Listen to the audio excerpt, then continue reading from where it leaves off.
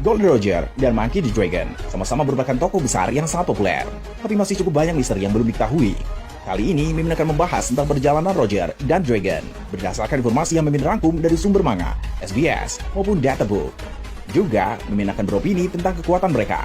Tanpa perlu berlama-lama lagi, yuk simak pembahasan berikut ini. Gold Roger. Gold Roger lahir pada tanggal 31 Desember di East Blue, Lounge Town. Ia tumbuh menjadi remaja yang percaya diri dan pada suatu ketika bertemu dengan Rayleigh yang sedang berada di atas kapal kecil. Kapal kecil itu merupakan kapal yang Rayleigh curi untuk ia jadikan tempat tinggal usai rumahnya terbakar habis. Roger kemudian mengajak Rayleigh untuk berpetualang mengarungi dunia bersamanya dan berkata bahwa pertemuan mereka sepertinya adalah takdir. Rayleigh awalnya tidak berminat, tapi entah apa yang terjadi setelah itu. Rayleigh diketahui bertualang bersama dengan Roger. Itulah awal mula pertemuan dua orang yang menjadi legenda pada kemudian hari. Roger dan Rayleigh pun berlayar bersama, dan hari demi hari berlalu. Kelompok bajak laut mereka semakin besar. Bertambah kru seperti Gaban, Seagull, Shanks, Buggy, dan lain-lain. Kelompok bajak laut Roger semakin kuat dan terkenal. Namun, sebelum itu, sebenarnya ada satu insiden besar yang hanya diketahui oleh segelintir orang, di mana Roger terlibat di dalamnya. Insiden tersebut dikenal sebagai insiden God Valley, terjadi 38 tahun yang lalu. Di Pulau God Valley, Roger beraliansi bersama dengan Garp untuk membasmi bajak laut Rocks yang legendaris. Pemimpin dari bajak laut Rocks adalah Rocks di Quebec, yang mana menurut Sengoku, Quebec merupakan rival terkuat Roger. Bajak laut Roger pun semakin berjaya, tapi pada suatu ketika, Roger terkena penyakit yang mematikan. Waktu tepatnya adalah 4 tahun sebelum Roger dieksekusi mati. Bajak laut Roger kemudian pergi ke Tanjung Kembar, karena mereka mendengar ada dokter bernama Crocus. Roger merekrut Crocus menjadi dokter dalam bajak lautnya, agar bisa mengurangi penderitaan Roger akibat penyakitnya untuk sementara waktu. Tawaran Roger diterima oleh Crocus. Ia juga mengajukan syarat, Roger dan kawan-kawan harus membantunya mencari bajak laut kenalannya, bajak laut Rumbar. Nyawa Roger berhasil bertahan. Ia melanjutkan perjalanan untuk menaklukkan Grand Line. Dalam perjalanannya, Roger juga bertemu dengan Kozuki Oden, dan Oden menjadi bagian dari bajak laut Roger. Menariknya, Oden ternyata sebelum itu adalah komandan divisi bajak laut Shirohige. Namun, ia memilih ikut Roger sampai akhir perjalanan Roger. Tampaknya Oden juga ikut ke Pulau Langit, Skypiea. Sebab, di samping Poneglyph di bawah lonceng emas, ada tulisan kuno tentang Roger pernah ke sana. Hal tersebut besar kemungkinannya ditulis oleh Oden atas perintah Roger. Oden merupakan keturunan pembuat Poneglyph, jadi tak aneh kalau ia bisa memahami tulisan kuno seperti tulisan yang tertera di Poneglyph. Usai dari sana, Roger dan kawan-kawan melanjutkan perjalanan ke berbagai tempat. Salah satunya adalah Water 7. Di Water 7, mereka bertemu dengan Tom, dan Tom membuat kapal Lauro Jackson untuk Roger dan kawan-kawan. Perjalanan bajak laut Roger terus berlanjut setelah itu. Namun, sebelum mereka berhasil pergi ke Raftel, bajak laut Roger bertemu dengan bajak laut Singa Emas yang dipimpin Shiki.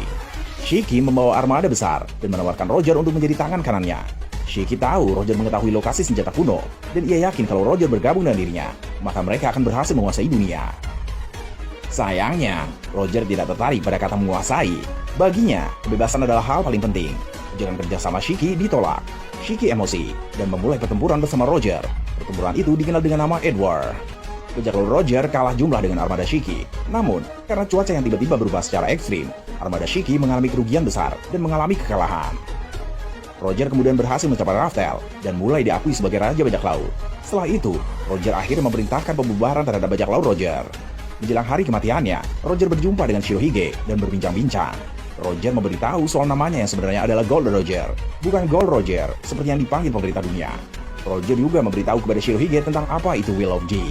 Ia juga sebelum menyerahkan diri untuk dieksekusi angkatan laut, bertemu dengan Portgas the Rogue dan melakukan hubungan dengannya. Maka, Portgas the Rogue mengandung anak Roger, Ace.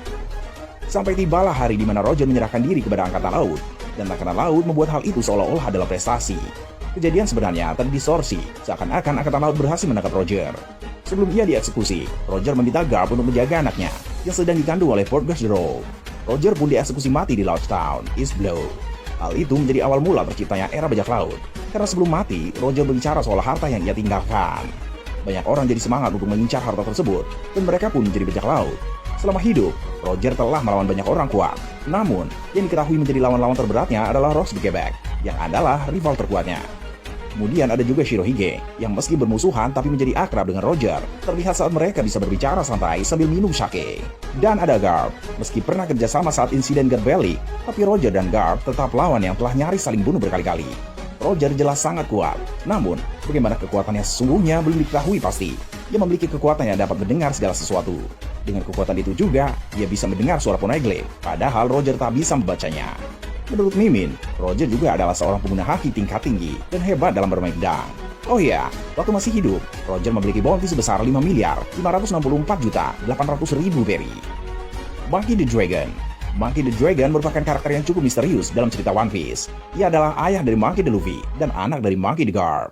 Ia lahir pada tanggal 5 Oktober, 55 tahun yang lalu dalam cerita One Piece.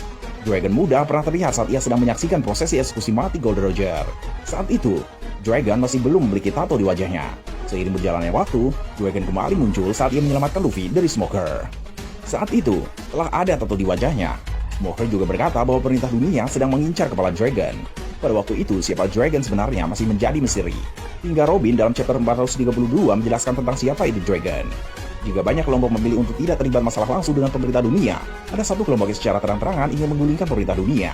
Kelompok tersebut bernama Pasukan Revolusi, dan Dragon merupakan pemimpinnya. Jadi, Dragon mengumpulkan banyak pasukan kuat demi menciptakan pasukan revolusi yang ia inginkan.